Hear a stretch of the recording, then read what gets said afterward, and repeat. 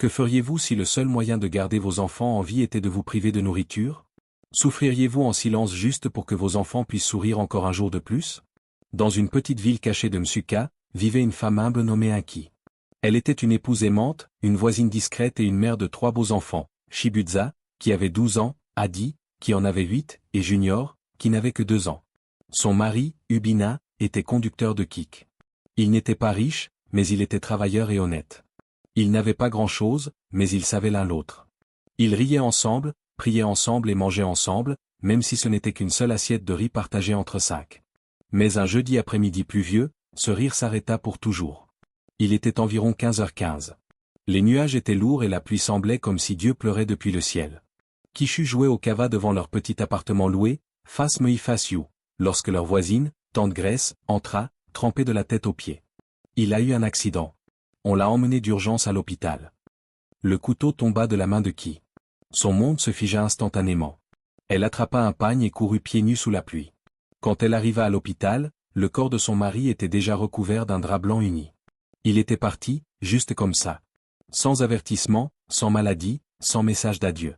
Il avait suffi d'un seul chauffeur de camion imprudent pour briser sa vie. Le lendemain, la maison était remplie de gens qui pleuraient, gémissaient et promettaient leur soutien. Les proches d'Obina étaient venus. C'étaient eux qui pleuraient le plus fort. Ils avaient promis de tout prendre en charge. Mais dès qu'ils l'eurent enterré, ils repartirent. Ils prirent son téléphone, sa clé, sa carte bancaire, même le petit générateur qu'ils avaient autrefois tourné en dérision. Ils prirent tout ce qu'il avait de valeur, puis disparurent comme de la fumée dans le vent. Il ne fallut pas longtemps avant que le loyer ne soit dû. Le propriétaire vint frapper. Les frais de scolarité des enfants n'étaient pas payés. Shibl et Ada furent renvoyés de l'école. Le plus jeune, Junior, tomba malade à cause du froid et du manque de nourriture adéquate. Gei n'eut pas d'autre choix que de commencer à vendre ses affaires. Elle commença par vendre ses pagnes, puis les vêtements de son mari, puis leurs matelas, juste pour acheter du pain et du sucre pour les enfants. Mais lorsque la dernière somme qu'elle avait pris fin, le silence revint et la faim devint sa nouvelle compagne. La nuit, lorsque ses enfants pleuraient de faim, elle faisait bouillir de l'eau et leur disait « Le riz arrive, mais le feu est lent ».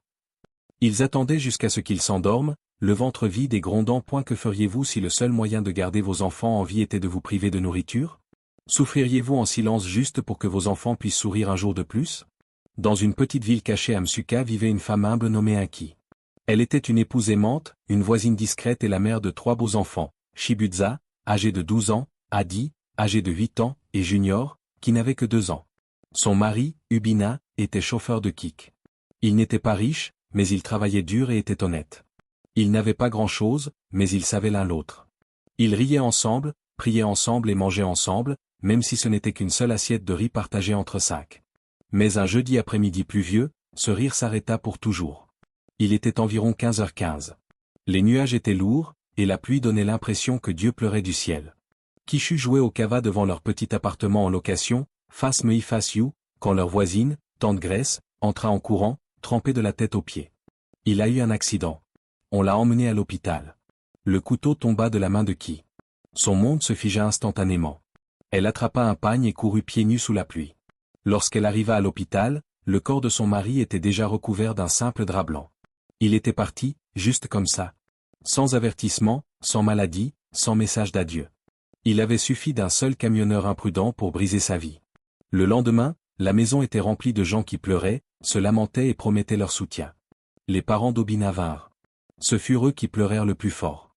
Ils promirent de tout prendre en charge. Mais dès qu'ils l'eurent enterré, ils partirent. Ils prirent son téléphone, ses clés, sa carte bancaire, même le petit générateur qu'ils avaient autrefois moqué. Ils prirent tout ce qui avait de la valeur et disparurent comme de la fumée dans le vent. Il ne fallut pas longtemps avant que le loyer ne soit dû. Le propriétaire frappa à la porte. Les frais de scolarité des enfants n'étaient pas payés. Shibutza et Ada furent renvoyés de l'école. Le plus jeune, Junior, tomba malade à cause du froid et du manque de nourriture adéquate. Gei n'eut d'autre choix que de commencer à vendre ses affaires.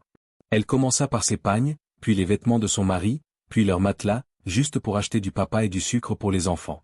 Mais quand le dernier billet qu'elle possédait disparut, le silence revint et la faim devint sa nouvelle compagne. La nuit, lorsque ses enfants pleuraient de faim, elle faisait bouillir de l'eau et leur disait « Le riz arrive, mais le feu est lent ». Ils attendaient jusqu'à s'endormir, le ventre vide. Elle pleurait silencieusement dans la nuit, mais lorsque la souffrance devint trop dure, elle prit une décision difficile. Je ne mangerai qu'une fois tous les 3 jours. Tant que mes enfants ont de quoi manger, ça ira. Elle trouva un travail de lavage de vêtements pour les gens. 200 naira ici, 300 naira là. Parfois, elle balayait les cours des gens juste pour obtenir des restes. Mais ses voisins ne le savaient pas, car elle souriait toujours à l'extérieur, alors qu'à l'intérieur, elle s'effondrait. Une nuit, il pleuvait encore et elle n'avait plus rien. Pas d'argent, pas de nourriture, même pas de gari. Junior pleurait sans arrêt. Cette fois, il avait de la fièvre. Chib, son fils aîné, lui prit la main et demanda. « Maman, quand est-ce que papa reviendra ?» Elle éclata en sanglots, sortit en courant, tomba au sol trempé, leva les yeux vers le ciel et murmura. « Dieu, si tu es toujours là, s'il te plaît, aide-moi. Je suis fatiguée. » Ses larmes se mêlèrent à la pluie. C'est alors qu'elle entendit une voix, non pas du ciel, mais derrière elle. « Madame, ça va ?» Elle se retourna et vit un grand homme avec un parapluie et un sac à la main. Il avait l'air de quelqu'un qu'elle n'avait jamais vu auparavant. « S'il vous plaît, dit-il doucement, je ne sais pas pourquoi, mais j'ai eu l'impression qu'il fallait que je passe par ici. Avez-vous besoin de nourriture ?» Elle leva les yeux vers lui, les yeux écarquillés, les lèvres tremblantes. L'homme, grand, à la peau sombre, vêtu d'un simple habit traditionnel, tenait un parapluie noir d'une main et un sac imperméable de l'autre. Il semblait hésitant, comme quelqu'un qui avait presque fait demi-tour mais ne l'avait pas fait. « Madame, ça va ?» demanda-t-il encore. Elle ne pouvait pas parler. Le poids dans sa poitrine était remonté jusqu'à sa gorge. Son pagne était trempé, ses yeux gonflés et sa voix étouffée par la douleur. « Je ne sais pas pourquoi je suis venu ici, dit-il en s'approchant. Mais quelque chose dans mon esprit n'arrêtait pas de me pousser. Avez-vous besoin d'aide ?» Jéhi trouva enfin sa voix. Elle murmura. « Je demandais de l'aide à Dieu. »« C'est vous ?» L'homme eut un petit rire et s'agenouilla à côté d'elle. « Non, je m'appelle Ikena. Je ne suis pas Dieu, mais peut-être qu'il m'a envoyé. » Ikena conduisit Inki jusqu'à sa voiture. Il ouvrit le coffre et en sortit un sac de riz, un pain, un carton de nouilles, une bouteille d'huile végétale, des haricots et du lait pour bébé. Puis il lui donna 5000 naira. « Madame, je n'ai pas grand-chose, mais s'il vous plaît, gérez avec ça pour l'instant. » Inki serra l'argent comme s'il s'agissait d'or. Ses mains tremblaient, ses lèvres tremblaient. « Dieu, merci. » Elle le serra fort dans ses bras, pleurant sur son épaule. Ikena, incertain, se contenta de lui tapoter doucement le dos. Ce soir-là, pour la première fois depuis 2 semaines, les enfants eurent le ventre plein, des nouilles chaudes et du pain avec du beurre. Junior lécha la marmite en disant « C'est le meilleur repas du monde. » Chipson regarda sa mère et lui murmura « Maman, je t'avais dit que Dieu ne nous avait pas oubliés. » Le lendemain matin, elle se réveilla à l'odeur de la cara. En sortant, elle vit Ikena encore une fois, cette fois avec une boîte à nourriture et de l'eau en bouteille. « Je me suis dit que je viendrais prendre de vos nouvelles, » dit-il en souriant, un peu gêné. « Monsieur, vous en avez déjà fait assez, » répondit-elle. Mais il balaya cela de la main. « Madame, j'ai déjà vu la souffrance. J'ai perdu ma sœur à cause de la pauvreté, parce que personne ne l'a aidée à temps. Je ne peux pas voir quelqu'un souffrir et partir. » En lui tendant la nourriture, elle demanda doucement. « Êtes-vous marié ?» Ikena rit. « Non, pas encore. Ma mère prie toujours. » Ils rirent tous les deux, un petit rire timide. Quelque chose de chaud traversa la poitrine d'Inki, mais elle repoussa ce sentiment. Elle avait des problèmes plus urgents. Cette même semaine, Ikena parla à un ami propriétaire d'une boulangerie locale. Il obtint pour Inki un emploi de femme de ménage. Le salaire était de 1500 naira par jour, plus du pain. Le premier jour où elle reçut son salaire, elle serra l'argent et pleura derrière le bâtiment de la boulangerie. « Dieu, merci de m'avoir encore une fois rappelé à toi. » Elle courut acheter de la nourriture, des médicaments pour Junior et de petites sandales pour Daisy. Quand elle remit 500 naira à Shibutza pour qu'il retourne à l'école, le garçon éclata en larmes. « Je ne te décerai jamais, maman, je te le promets. » Plus Ikena aidait, plus les gens commençaient à parler. Un matin, la commère du quartier dit bien fort. « Cette veuve-là a accroché un correct homme, maintenant elle fait semblant de pleurer, bientôt elle va cuisiner pour lui. » Un qui entendit, mais fit semblant de ne pas réagir, même si ses paroles lui transpercèrent le cœur. Ce soir-là, elle rencontra Ikena à la porte et dit doucement. « Ne revenez plus ici, monsieur. Les gens parlent. Ils disent des choses. Je ne veux pas que votre nom soit sali. Vous êtes un homme bien, je ne veux pas être la raison de vos ennuis. » Ikena resta silencieux un moment, puis répondit lentement. « Si j'écoutais les gens, je ne serais pas l'homme que je suis aujourd'hui. Point. Laissez-les parler. » « Alors, à part parler, ont-ils fait quoi que ce soit pour t'aider ? » ?»« Non. »« Très bien. Parfait. Qu'ils continuent à parler. Je suis venu ici pour toi et les enfants, pas pour quelqu'un d'autre. » Ce soir-là, Ika revint avec un sac de vêtements vieux mais encore portables pour les enfants. Tous s'assirent dehors, mangeant des puff-puff et riant ensemble. Soudain, Ika devint silencieux. « Puis-je te dire quelque chose ?» demanda-t-il. Elle hocha la tête. « Ma sœur est morte à l'âge de 21 ans. Elle était enceinte, seule, et affamée. Ma mère ne s'en est jamais remise. C'est pourquoi j'aide les mères aujourd'hui. C'est pour ça que je suis ici. » Elle lui prit la main. « Tu ne nous aides pas seulement, dit-elle, tu es en train de me guérir. » Alors que les choses commençaient à s'éclaircir, les ennuis frappèrent à nouveau. L'oncle Jika, le frère aîné d'Obina, revint cette fois avec 2 policiers. Il affirma qu'Anki avait volé le loyer que son mari avait payé d'avance avant sa mort. C'était un mensonge, mais il avait des papiers pour l'appuyer. Les policiers lui donnèrent 48 heures pour quitter les lieux, sinon elle serait expulsée. Inishi supplia, pleura et tenta d'expliquer, mais personne ne l'écouta. Même a dit. J'avais dit que les ennuis finiraient par la rattraper. Le lendemain matin, juste avant l'expiration des 48 heures, Ika revint accompagnée d'une femme grande, élégante, habillée comme une avocate.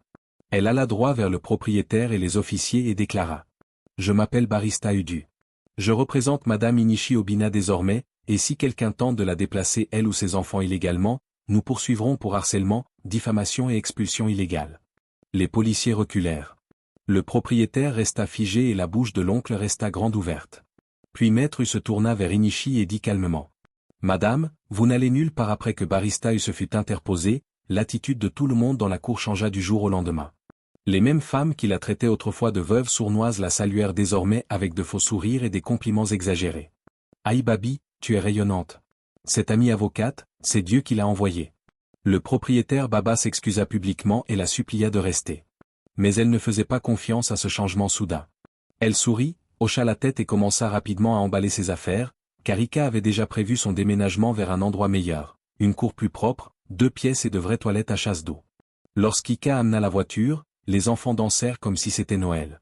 Les voisins les regardèrent, surpris, tandis qu'elle chargeait ses petits sacs et faisait un signe d'adieu. Elle ne dit pas grand-chose, elle jeta un long regard à Mambiri, hocha poliment la tête et dit « Que Dieu vous bénisse tous, même ceux qui attendaient que j'échoue. » Puis elle monta dans la voiture et ils partirent. Leur nouvelle maison était simple, mais c'était un palais à leurs yeux, murs peints, sol carrelé, petite véranda et surtout la paix. Le premier soir, Inkiji resta debout au milieu de la pièce et pleura, non de douleur, mais de gratitude. Les enfants sautaient sur le matelas en criant « On a de la place, maman. On a de la place. » Même Junior ne pleurait plus la nuit, il avait maintenant son petit lit et son oreiller de bébé. Avec le soutien d'Ika, Gu put enregistrer une petite entreprise de vente de nourriture. Elle commença par cuisiner du riz et des haricots, des bananes plantains frites et du ragoût devant la cour. Au début, les ventes étaient faibles, mais un jour, une femme du quartier goûta sa nourriture et s'exclama « Ah! Cette nourriture est vraiment bien cuisinée. » Tout le monde rit, mais le compliment resta. Rapidement, des clients vinrent d'en face pour acheter, et ainsi, son commerce commença à prospérer. Elle gagna assez d'argent pour renvoyer Chible et Ada à l'école. Elle commença même à économiser, 5 cents, 1000, toute petite somme qu'elle pouvait mettre de côté. Pour la première fois depuis la mort de son mari, elle avait de l'espoir. Un samedi chaud, alors qu'elle remuait une grande marmite de haricots, elle aperçut une ombre approcher. Elle s'immobilisa. C'était l'oncle Jika. Cette fois, il n'était pas accompagné de policiers ni de papiers. Il venait seul, vêtu d'une chemise brune poussiéreuse. Ses yeux avaient l'air fatigués. Sa voix était basse. « S'il te plaît, je suis venu te supplier. » Elle ne dit pas un mot. Il continua. « J'ai perdu mon travail. Ma femme est partie. Les choses sont dures. Je ne suis pas ici pour de l'argent. Je veux seulement le pardon. » Elle le regarda longuement. Son esprit revint au jour où il avait essayé de l'expulser illégalement. À la honte, aux menaces, à la faim. Puis elle se souvint de quelque chose que sa mère lui avait un jour dit. « N'hérite pas de l'amertume. Elle te tuera lentement. » Elle soupira. « Je te pardonne, oncle, dit-elle doucement. Mais n'oublie jamais comment tu nous as fait sentir. Si j'étais morte, serais-tu encore là à me supplier aujourd'hui ?» Il hocha la tête lentement. « Non, je ne le serais pas. Je suis désolé. » Elle lui donna de la nourriture et il s'assit par terre, mangeant silencieusement avec ses mains. Avec le temps, Ikena devint une présence régulière dans sa vie. Il aidait pour les trajets scolaires, apportait des gâteaux d'anniversaire aux enfants, changeait même les couches de Junior quand elle était trop fatiguée. Un soir, alors qu'il lavait la vaisselle dehors, elle le regarda et dit « Pourquoi es-tu encore là ?» Il sourit. « Parce que tu es ma prière exaucée. » Elle eut un petit rire timide. « Ma prière ? Oui. Je demandais à Dieu une femme qui sache souffrir et sourire, qui sache aimer les enfants et faire confiance à Dieu. Et je crois que je l'ai trouvé. Les larmes lui montèrent aux yeux. Elle leva les yeux vers les étoiles et murmura. Ubina, j'espère que tu regardes. Tes enfants vont bien. Moi aussi, je vais bien. Les mois passèrent. Son commerce de nourriture prospéra. Elle avait maintenant un petit kiosque. Dans le quartier, on la connaissait sous le nom de Maman Riz et Haricots. Puis, un samedi matin, Ikena arriva avec une petite boîte. Il se plaça devant elle et dit « Tu m'as donné la paix. Puis-je te donner mon nom ?» Les enfants crièrent. Junior sautait partout. Ada se mit à chanter des chansons de mariage. Shibutza cria « Dis oui, maman. Dis oui. » Mais avant qu'elle ne puisse répondre, son téléphone sonna. C'était un numéro inconnu. Elle décrocha. « Allô ?» Une voix répondit. « Est-ce que je parle à Eniki Obina ? Ici le ministère des Affaires féminines. Vous avez été nominé pour le prix de l'héroïne méconnue. Nous avons entendu votre histoire, et le monde doit l'entendre aussi. » Elle eut un souffle coupé, puis regarda Ikena. « Le gouvernement, ils connaissent mon nom. » L'appel du ministère la laissa sans voix. Elle resta figée pendant une minute entière, le téléphone encore collé à son oreille après la fin de la conversation. Ada tira sur son pagne. « Maman, c'était qui ?» Eniki cligna rapidement des yeux, encore en train de réaliser. « Ils veulent me donner un prix pour avoir été forte, » dit-elle aux enfants. Shibutza se gratta la tête. « Un vrai prix ? Avec des caméras et des gens ?» Elle hocha la tête. « Oui. Ils disent que ça s'appelle héroïne méconnue. Quelqu'un a raconté mon histoire. Peut-être quelqu'un qui a mangé mon riz et mes haricots au kiosque. » Ada poussa un cri de joie. « Maman, tu es une célébrité maintenant. » Ils éclatèrent tous de rire, même Junior applaudit sans comprendre. Elle se tourna vers Ikena et accepta sa bague. « Oui, je porterai ton nom avec joie. » Une semaine plus tard, elle fut invitée à Abuja. Une voiture vint la chercher avec les enfants. Pour la première fois de sa vie, elle s'assit dans un véhicule climatisé, son bébé sur les genoux, regardant par la fenêtre comme dans un rêve. Ikena était avec eux, souriant comme un futur marié fier. À l'hôtel, elle pleura en voyant les draps blancs et doux comme des nuages. « Tu veux dire que tout ce lit est pour moi seul ?» demanda-t-elle, riant à travers ses larmes. On lui donna une nouvelle robe, une longue tenue en dentelle bleue. On coiffa ses cheveux, on la maquilla, on lui fit les ongles.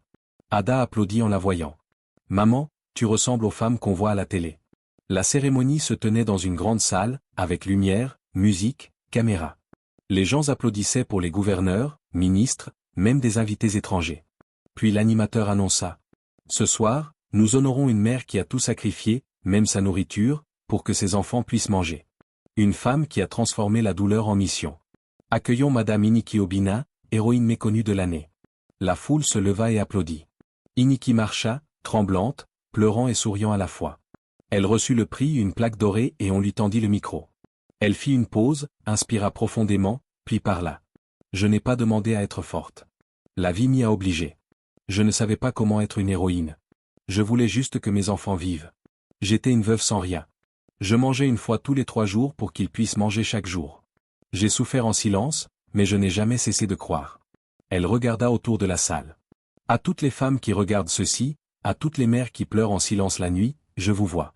À chaque enfant qui se demande pourquoi sa mère saute des repas, sache qu'elle t'aime plus que sa propre vie. Et à chacun ici présent, je vous en prie, ne passez jamais devant une personne affamée en faisant semblant de ne pas la voir, car un petit geste de bonté peut changer toute l'histoire de quelqu'un. » Toute la salle se leva de nouveau. Certains essuyaient leurs larmes. Même le ministre applaudit des 2 mains, levées au-dessus de sa tête. Après son discours, l'animateur annonça. « Et maintenant, en partenariat avec le gouvernement et un généreux donateur, nous avons une dernière surprise, une maison pour Inki, entièrement meublée à Enugu et enregistrée à son nom. » Inki se couvrit le visage et tomba à genoux. La foule criait. Chible la serra fort dans ses bras. Ika essuya ses larmes. Ada dansait joyeusement autour d'eux. De dormir à même le sol à posséder une maison, de vendre des pagnes à devenir lauréate d'un prix. 1 an plus tard, Nashi dirigeait désormais un restaurant à Enugu, Mama Quies Kitchen of Hope. Elle employait 5 femmes, toutes mères célibataires comme elle l'avait été autrefois. Chaque week-end, elle nourrissait gratuitement 10 enfants affamés.